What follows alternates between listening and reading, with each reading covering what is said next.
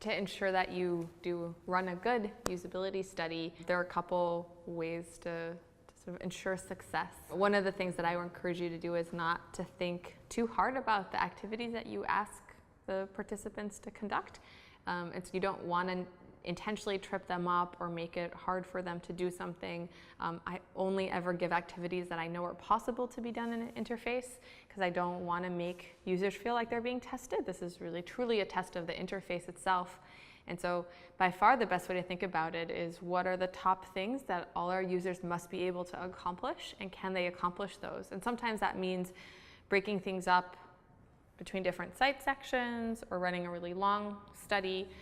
But it's just thinking, what is the user's goal? So users must be able to purchase products from our website, or they must be able to look up this kind of information.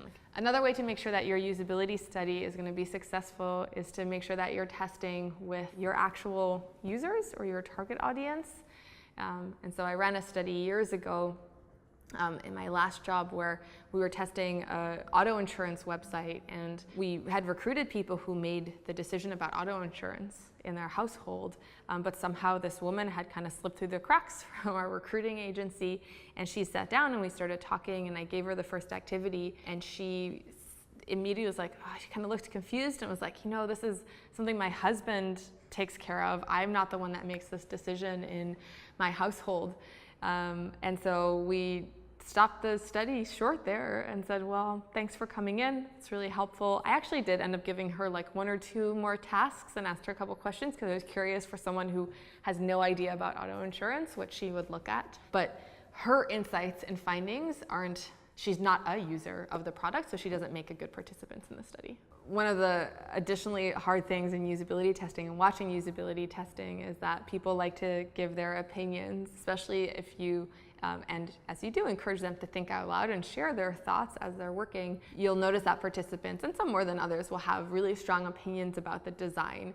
And so they'll say things like, I really hate the color red. I hate all websites that use red, or I really hate this image. And what you really want to get at is what their expectation was and what they had hoped to see, and why red is interfering with that or impacting that, or why the image has a negative feeling on them, not so much their opinion, but what behavior that draws. So what did that prevent them from doing? Did that distract them? Is there another reason for that comment that they made? And so you're looking way more for the kind of feedback of, oh, I wasn't expecting that to happen.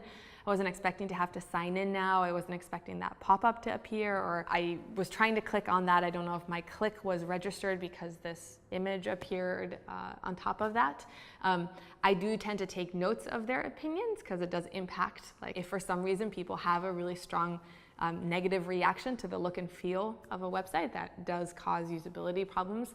But I'm much more interested in the things that impede their behavior rather than just not liking something. Moderating usability sessions can be really hard.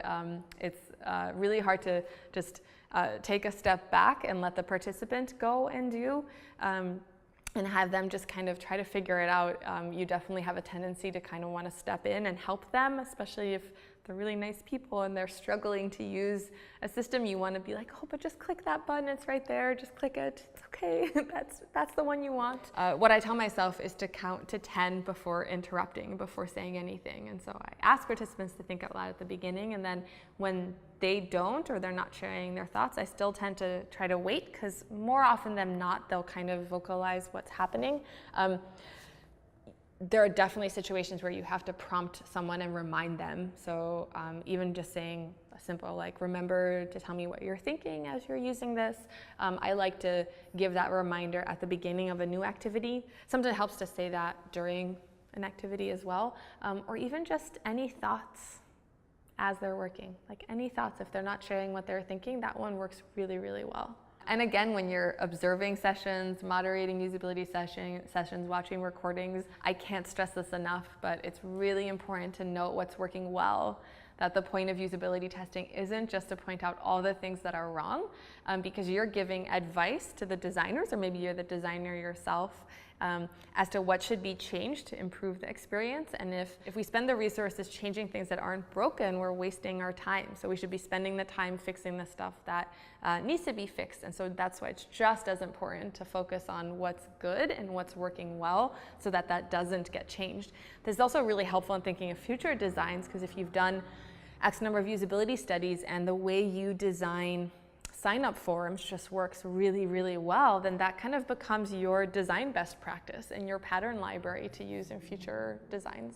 The reason for doing an evaluation of a design is to improve it. And so to talk to the design team, whoever that may be, and the engineers, and say, this is what needs to be fixed. So when you're doing usability testing specifically, you want to focus on those high impact changes. What design elements caused people to trip up? And then what did you learn from watching them use the system that can be an idea for an improved change?